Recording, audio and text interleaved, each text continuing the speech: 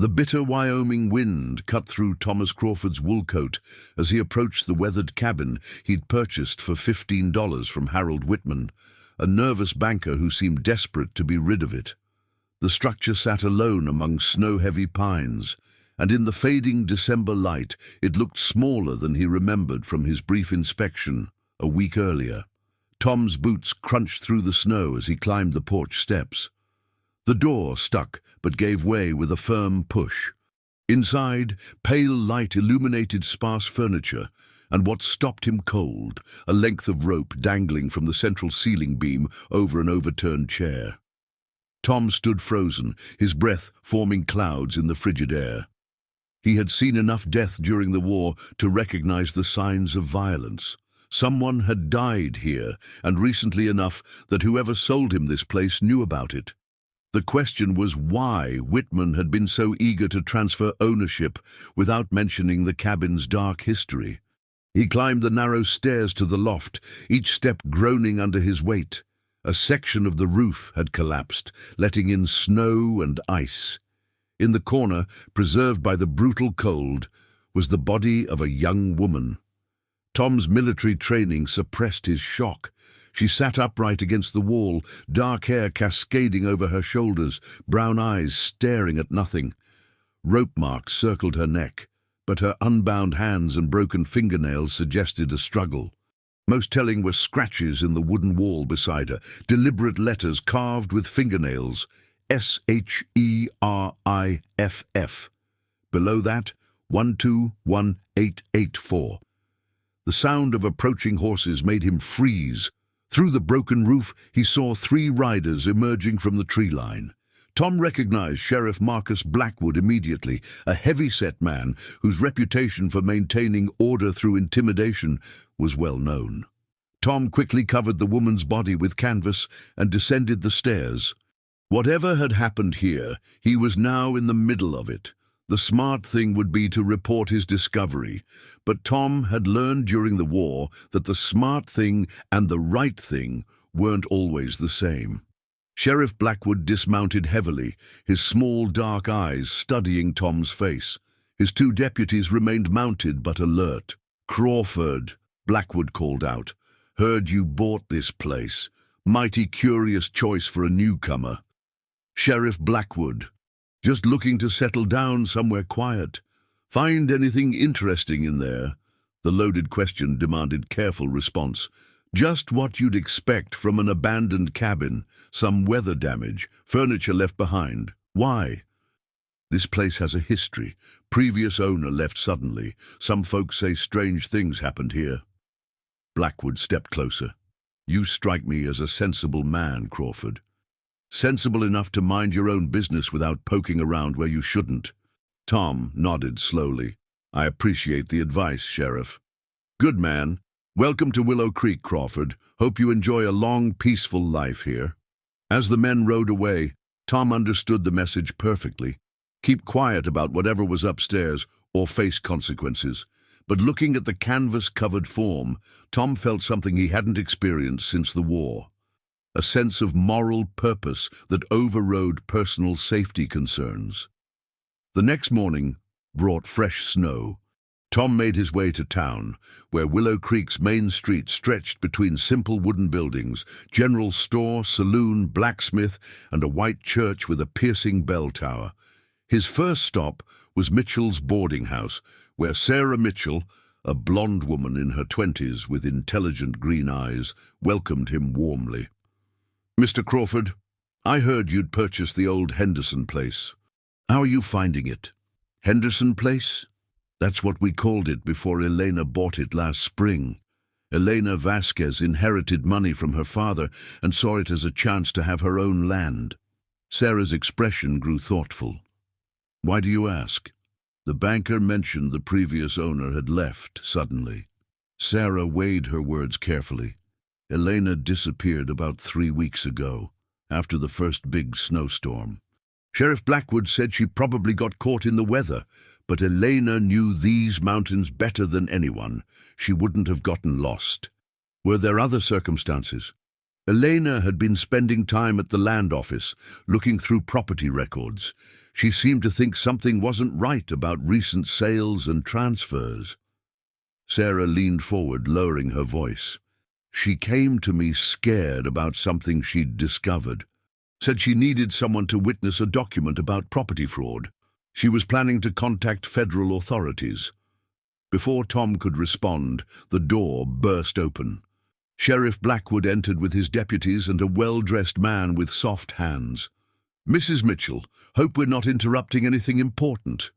"Sheriff, what brings you by?" "Just checking on our new resident, making sure he's getting the right information." The well-dressed man stepped forward. "I'm Harold Whitman, president of Willow Creek Bank. I handled your property sale, Mr. Crawford. No surprises then?" Another loaded question. "The cabin needs work, but I expected that given the price." "Good. We wouldn't want any complications." Sarah stood tensely. "Gentlemen, if you have business to discuss, perhaps you could do it elsewhere." Blackwood's expression darkened. "Now, Sarah, there's no need to be unfriendly. We're all neighbors here." "Of course. I'm always happy to cooperate with local authorities." "Smart woman." Blackwood turned to Tom. "Crawford, why don't you walk with us?" Tom followed them to the sheriff's office, understanding he had no choice. "Crawford, let me be direct. That property has been nothing but trouble. The previous owner stirred up problems before she left town." "What kind of problems?" Whitman answered. "Miss Vasquez had misguided ideas about property ownership. She thought there were irregularities in recent land transfers, which was completely unfounded." "Were there irregularities?" Blackwood stepped closer. "That's exactly the kind of question that got Elena Vasquez into trouble." "What kind of trouble?" "The permanent kind," Deputy Stevens said with a harsh laugh. Tom kept his expression neutral despite his tightening jaw. "I see. Good. Now my daughter's getting married Saturday. Everyone in town will be there. During the festivities, there might be business activities requiring privacy. It would be best if you were at the celebration too, where everyone can see you." The message was clear. Be where they could watch him or face consequences. Tom nodded. Wouldn't miss it. That evening, Tom returned to his cabin and climbed to the loft. Eleanor's body sat exactly as he'd found it. Tom knelt beside her, studying the wall scratches more carefully. The numbers below sheriff might represent coordinates, a location where Elena had hidden evidence. In Elena's dress pocket, he found a small brass key, the kind used for safety deposit boxes. Elena had been prepared for trouble, probably securing proof in multiple locations. Tom spent the following days investigating quietly. He learned that Eleanor's father, Carlos Vasquez, had owned substantial land that should have passed to Eleanor, but had somehow ended up with people connected to Blackwood or Whitman. Several Mexican families had mysteriously lost property under questionable circumstances. 3 days before the wedding, Tom had an unexpected visitor. Father Miguel Santos, an older Mexican priest, rode up as Tom chopped firewood. "Senor Crawford, I am Father Miguel Santos. I knew Elena Vasquez. She was like a daughter to me." Tom felt his pulse quicken, but kept his expression neutral. "I heard she used to own this place." "See, and I think you know she's still here." Tom realized there was no point pretending. "How do you know?"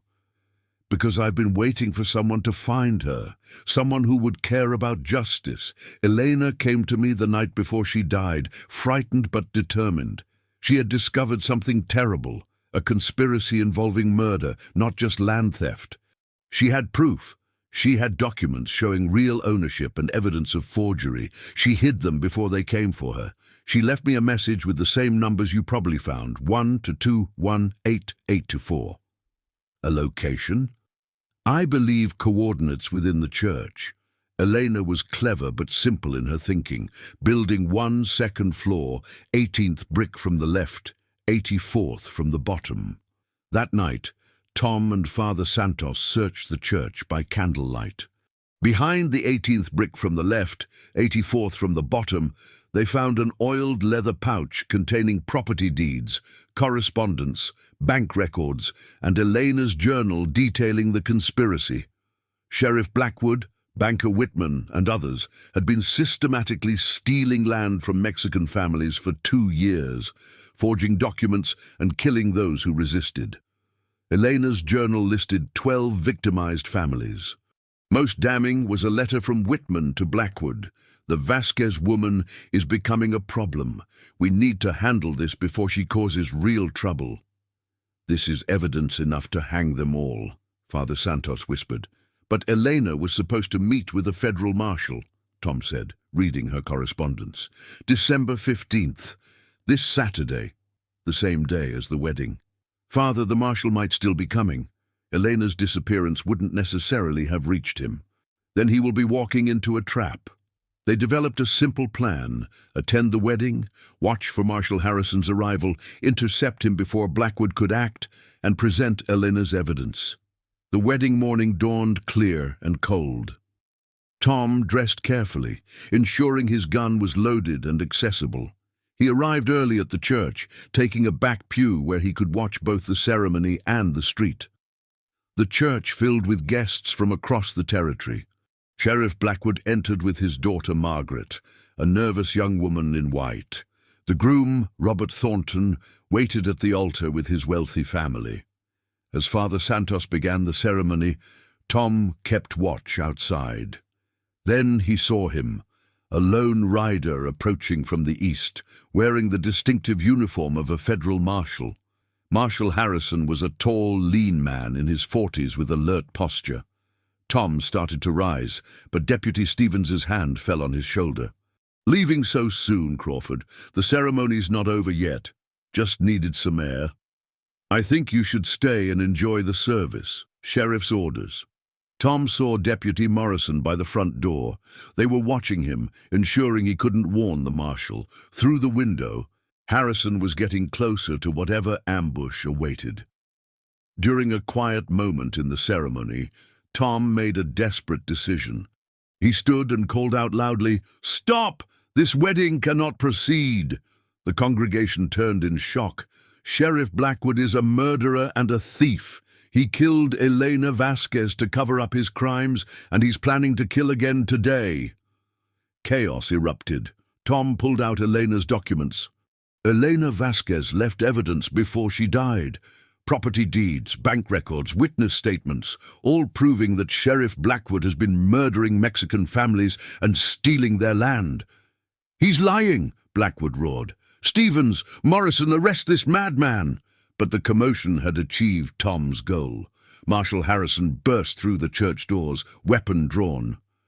"Federal Marshal, everyone remain calm and lower your weapons." Blackwood turned toward Harrison with forced politeness. "Marshal Harrison, this man has disrupted my daughter's wedding with wild accusations." "Actually, Marshal Harrison is exactly who I wanted to see," Tom said. "Elena Vasquez was supposed to meet with you yesterday. She's dead, murdered by Sheriff Blackwood to prevent her from exposing his conspiracy." Harrison looked from Tom to Blackwood, assessing the situation. "You're saying Elena Vasquez is dead?" "Murdered 3 weeks ago," Father Santos said, stepping forward. "I knew the woman well, Marshal. She came to me frightened for her life, having discovered evidence of systematic fraud and murder." "These are lies," Blackwood protested. "Elena Vasquez left town. There's no conspiracy." "Then where is her body?" Tom challenged. He turned to Harrison. "Elena Vasquez is in my cabin's loft, preserved by the cold. She has rope marks and defensive wounds. Before dying, she scratched Sheriff into the wall with the murder date." Harrison examined Elena's documents. Property deeds, bank records, correspondence. This shows systematic fraud targeting Mexican-American landowners. He looked at Blackwood. "Sheriff, these suggest you've been involved in illegal property transfers." "Those documents are forgeries. This man is trying to frame me." "Then you won't object to my investigation, starting with examining Elena Vasquez's body. Sheriff, I'm placing you under federal investigation. You and your men will remain in town while I examine the evidence." Wedding guests murmured, some supporting their sheriff, others beginning to doubt. Banker Whitman spoke up. "Marshal, you're disrupting a wedding based on questionable papers and a stranger's ravings." "And you are." "Harold Whitman, Willow Creek Bank president. I've known Sheriff Blackwood for years. He's an honorable man. According to these documents, Mr. Whitman, you were involved in fraudulent transfers and money laundering. I'll need to examine your bank records, too." The atmosphere shifted as the investigation's scope became clear. Margaret Blackwood stood at the altar looking confused and frightened. "Papa, what's happening?" Blackwood's expression softened momentarily. "Nothing, sweetheart. Just troublemakers trying to ruin your day." But Tom saw calculation in Blackwood's eyes. The sheriff was trapped, facing federal charges that could mean execution. A desperate man was capable of anything. "Marshal, we should leave for my cabin now before—" Blackwood moved faster than expected. He drew his gun and grabbed Margaret, pressing the barrel to her temple. "Nobody moves! Marshal, drop your weapon, or I put a bullet in my own daughter's head." The church erupted in screams. Margaret sobbed in terror, while Harrison kept his gun trained on Blackwood, but couldn't risk shooting with the young woman in the way. "Sheriff, let her go. This isn't helping anyone." "You think I'm going to hang for killing a Mexican woman? You think I'm going to let everything I've built be destroyed?" Blackwood's voice cracked with desperation. Father Santos stepped forward peacefully. "Marcus, please, Margaret is your daughter. She's my daughter, and she's not going to watch her father hang. Stevens, Morrison, get your guns on the marshal." But the deputies hesitated. The evidence and their sheriff's erratic behavior had shaken their loyalty. They weren't drawing weapons against a federal marshal. "I said draw your guns." Deputy Stevens shook his head. "Sheriff, I signed on to protect innocent people, not threaten them. Let Margaret go." "You coward! After everything I've done for you, all the money we've made." Stevens's admission sent another shock through the congregation. People began moving toward exits, but Blackwood swung his gun toward them. "Nobody leaves! We're settling this right here." Tom realized Blackwood's plan: kill Harrison, eliminate witnesses, then claim federal agents had attacked his daughter's wedding. "Everyone out of the church. We're taking a trip to Crawford's cabin, where you'll see there's nothing but an empty house and lies." The congregation filed out into the brutal cold. Tom found himself flanked by armed men as the grim procession formed. Margaret sobbed while her father alternately threatened and cajoled, trying to maintain control. They trudged through snow-covered streets toward Tom's cabin. The small structure sat alone in its clearing, surrounded by snow-heavy pines, where Eleanor had died and where more blood might be spilled. "Inside," Blackwood ordered. "Everyone inside." The main room felt impossibly cramped with 30 people. Some guests stared uneasily at the rope still hanging from the ceiling beam. "Well, Crawford, where's this supposed body?" Tom looked at Harrison, then at the stairs. "Upstairs." "Then let's go see it. Marshal, you first. Crawford, you follow. Father Santos, you come too. I want a man of God to witness how Elena left town voluntarily." They climbed the narrow stairs, Tom's heart pounding. Each step might be his last. In minutes, Harrison would see Elena's body, and the truth would be undeniable. But Blackwood was planning to ensure no one lived to testify. The loft was exactly as Tom had left it, with Elena's blanket-covered form in the corner. Harrison approached cautiously and pulled back the blanket. Elena's condition told the story clearly. Rope marks around her neck, broken fingernails, defensive wounds on her arms, all spoke of murder. Jesus Christ, this woman was definitely murdered. The positioning is wrong for suicide, and these defensive wounds. Harrison looked at Blackwood with grim certainty. "Sheriff, the evidence is overwhelming." "Look at the wall," Tom said, pointing to Elena's scratches. She used her final moments to identify her killer. Harrison examined the crude letters, SHERIFF, with the date below. She knew who was killing her. She left evidence even as she died. Margaret stared at Elena's body in horror. "Papa, she's just a girl. How could you?" For the first time, Blackwood looked truly defeated. "I never meant for it to go this far. It started small. Just a few property transfers to make a better life for you. But Elena started asking questions, threatening to expose everything." "Ah, so you killed her," Harrison said. "I tried to scare her first. Told her to leave town, take money and start over. But she wouldn't listen. She said she was contacting federal authorities, had enough evidence to put us all in prison." Margaret was crying. "But Papa, she was innocent. She was just protecting her family's land." "I know. God help me, I know what I've become." Harrison stepped forward. "Sheriff Marcus Blackwood, you're under arrest for Elena Vasquez's murder and conspiracy to commit fraud. Put down your weapon." For a moment, Tom thought Blackwood might surrender. The fight seemed gone from him. But then something shifted, a final flicker of desperate pride. "I won't hang," Blackwood said quietly, turning the gun toward Harrison. Margaret screamed and threw herself sideways, breaking free just as the gun fired. The bullet went wide, splintering the wall. Tom lunged forward, tackling Blackwood as he tried to fire again. They crashed into the damaged wall, sending debris cascading. Blackwood was stronger, but desperation gave Tom an edge. They grappled for the weapon while Harrison shouted for everyone to get down. "It's over, Blackwood. Your conspiracy is exposed. Then we'll all die together." Blackwood broke one arm free and swung the gun toward Tom's head, but another shot rang out. Deputy Stevens stood at the stairs top, his weapon smoking. Blackwood looked down at the spreading red stain on his chest, then toppled backward into the snow. "Had to be done," Stevens said quietly. He was going to kill everyone. Margaret knelt beside her father as his life ebbed away. "Papa, I'm sorry it ended this way." Blackwood's eyes found his daughter's face. For just a moment the violence fell away, leaving only a father's love. "I'm sorry too, sweetheart.